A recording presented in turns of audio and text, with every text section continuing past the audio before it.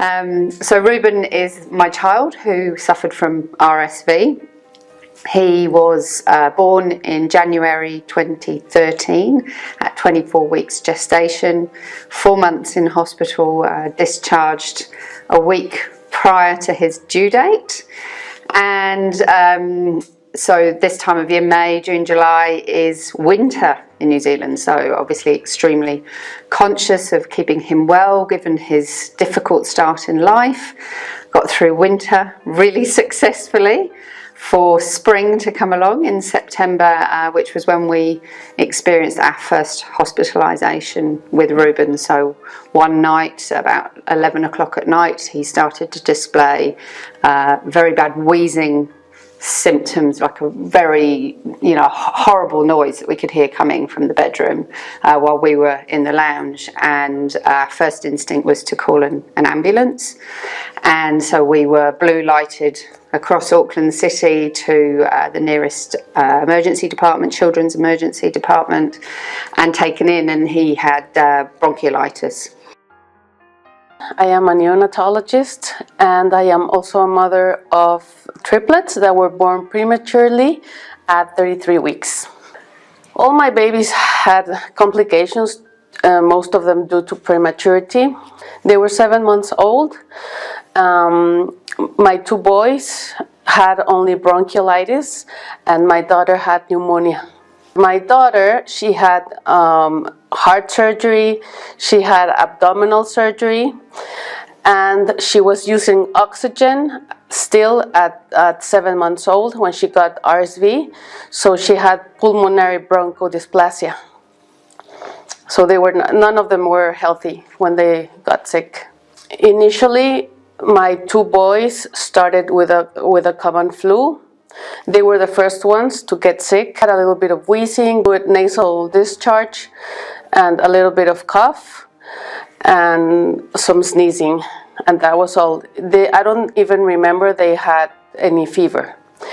And my daughter started her symptoms about 5 days after the boys, and she had very severe wheezing and a lot of cough. After that, she started having difficulty breathing, and that's when we took her to the hospital. I have twins, boy and girl. They were born premature at 32 weeks of pregnancy. Both of my babies got RSV when they were 9 months old. It was the last day of the year when I started listening that they have a whistle. So in the minute I realized that sound, I run to the emergency room. When we arrived to the emergency room, they make the exams, and they told me that they've got RSV. I was afraid because it was our first go back to the hospital, so I was really afraid that they have to stay again. I have a little boy he's 15 now, but he was born at 24 weeks. He's our surviving twin, and I also have 4 angel babies. He was 5.5 months, but corrected, he was about 3.5 months.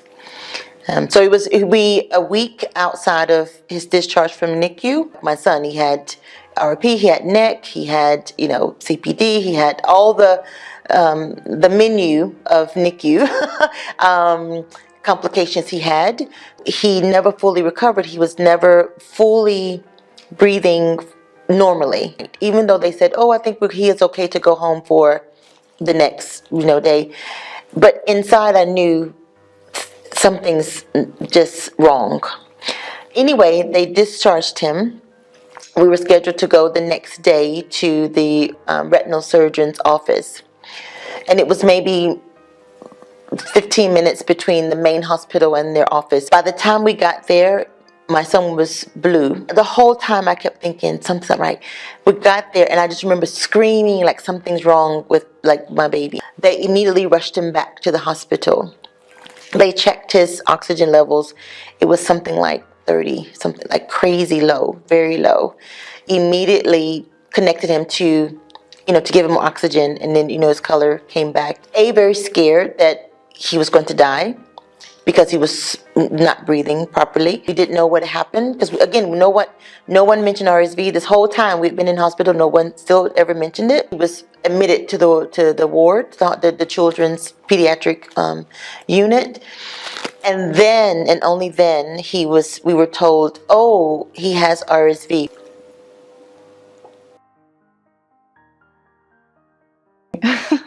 Nothing at all. I know that premature babies have some troubles with respiratory infections. I didn't know the name of the infection, but that's why I was very alert on what happened to them. So immediately when I listened to that sound, I know that something was wrong. And I prefer to run to the emergency room before calling the pediatrician or something. I don't think I'd actually heard the term RSV before. With Ruben's early start in life, his one issue was his lungs. So he was ventilated for 36 days. So that's a long time for a baby to be ventilated. So we knew that his lungs, were of particular concern at his start in life. But I think because we had got through winter so successfully, we were quite shocked when we were admitted to hospital, and I'd never heard of RSV. I'd heard of older people having bronchitis, but not bronchiolitis that babies get.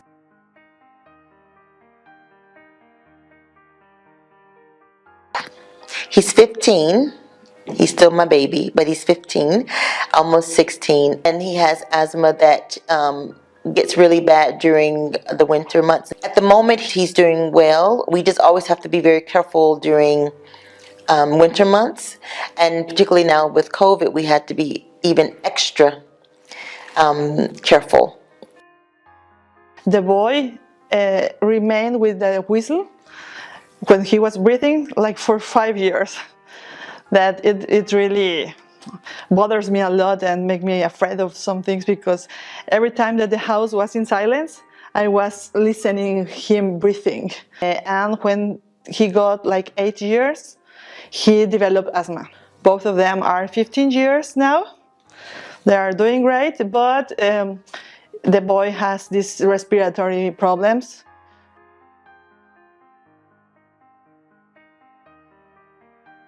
Since I am a neonatologist, I already knew how dangerous it was for them to get RSV because they were premature, especially for my girl, that she had more lung damage than the other boys.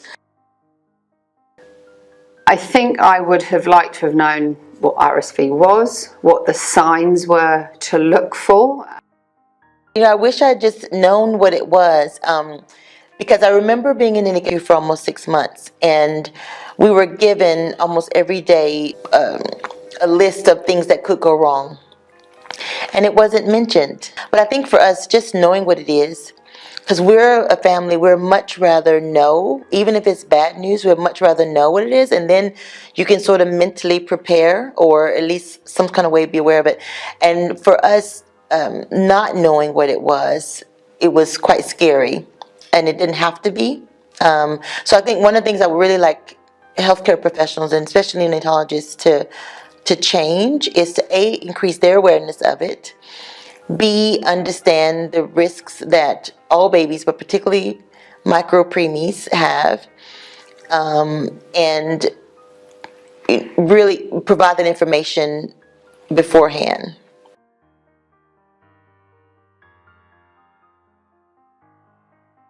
I recommend first that they get information.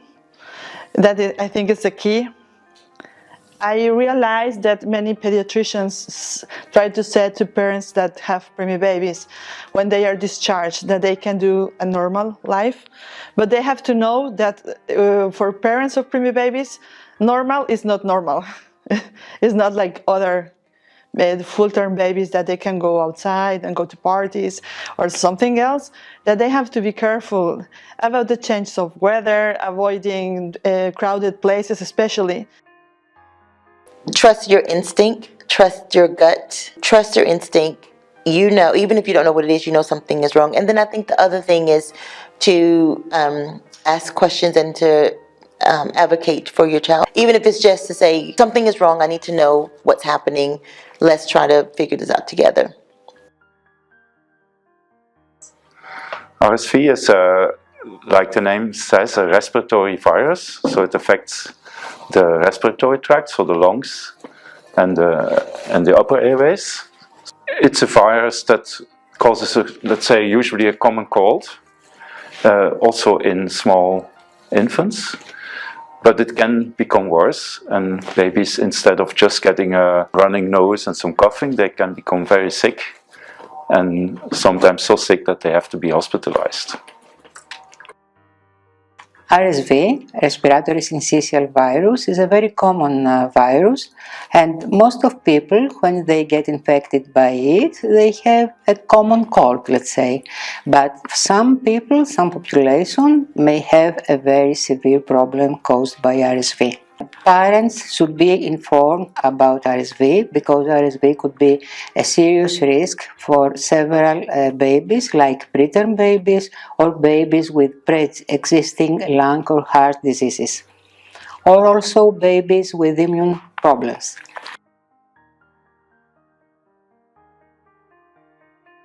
The group of premature babies has very narrow and small airways, and also they have lack of antibodies because they were born very early, so they are at high risk for a serious infection.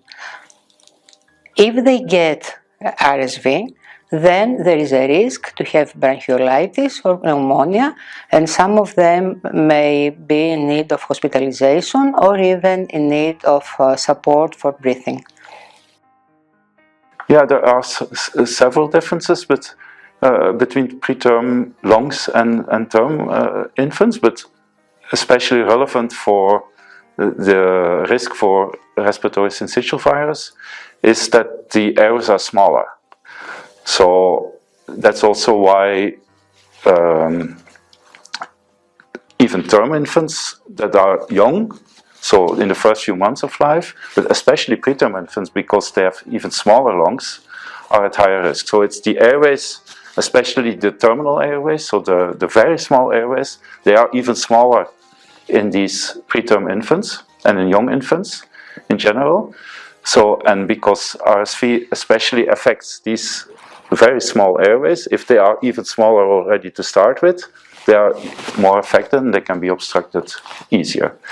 Also, regarding the immune system, term infants even have not a very well developed immune system already, so it develops over time. But preterm infants have even a bigger problem with their immune system because it's really immature, it's not really well developed, and so they cannot defend themselves so easily against infections, and especially viruses like respiratory syncytial virus. Parents of every infant less than 6 months old, especially in the peak period of RSV, that means the winter months, should be alert that any common cold could be an RSV infection.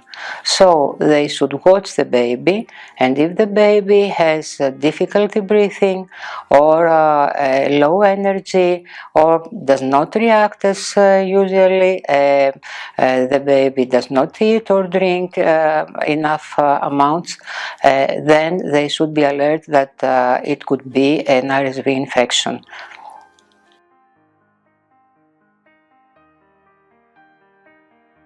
In my experience and what I can see from where I work as a nurse, they don't know anything about RSV.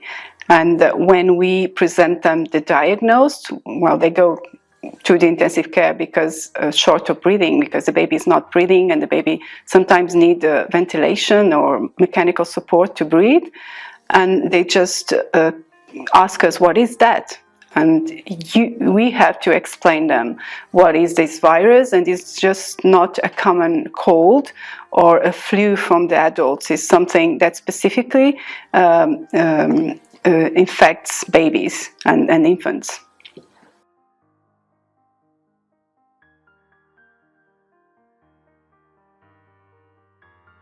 As a neonatal nurse and working in an intensive care unit, both neonatal and pediatric, we often get readmission from babies that we knew prior when they're born premature or with some health conditions.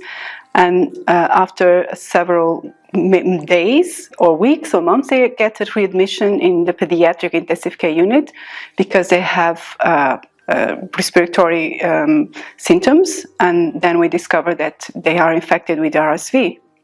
One thing that concerns me very much as a nurse and as a parent, part of a parent association, is that for many babies that were in the intensive care unit and their families, being again in the pediatric intensive care, it can be devastating because they're going to be scared about what happened before when they were in the neonatal unit, because this baby might be ventilated again, might be IV lines again, and that can be very stressful.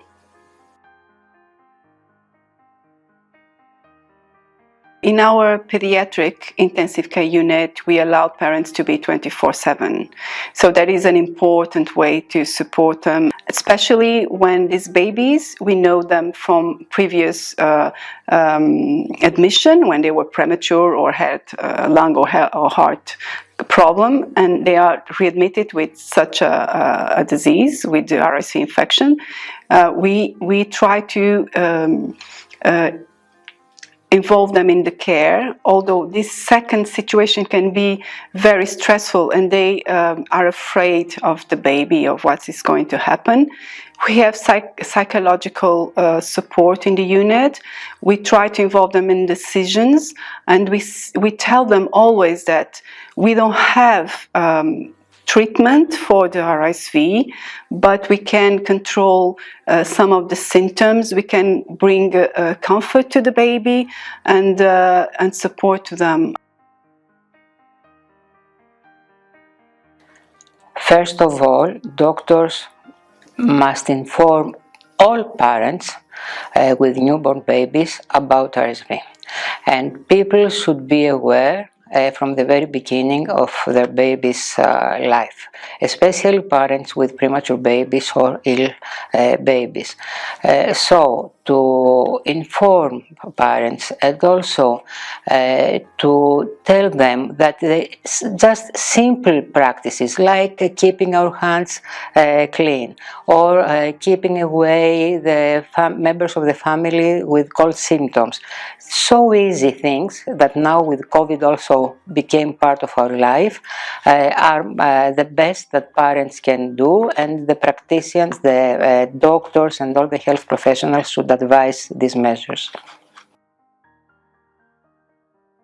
I wish for the future that they get parents the full information, that they support them, because usually they called us, especially the mothers, that we are very exaggerated because we try to keep our babies like under control of the weather, that they don't touch him or her or them. So that they don't criticize us. They have to support us, because our babies are going to be fine because we are taking care of them. And maybe because we are that exaggerated is that they are still here.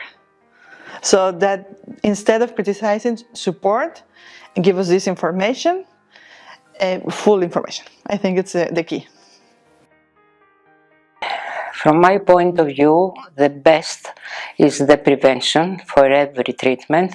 So I wish that we could find a vaccination maybe, or something that for sure will keep our kids away from this infection, but also to find a curative treatment for this disease, so we can raise up healthy babies and without long consequences of such a simple viral infection. Well, there are several things that we can think of for the future. One is, of course, that it's better known to everybody, so that prevention can be better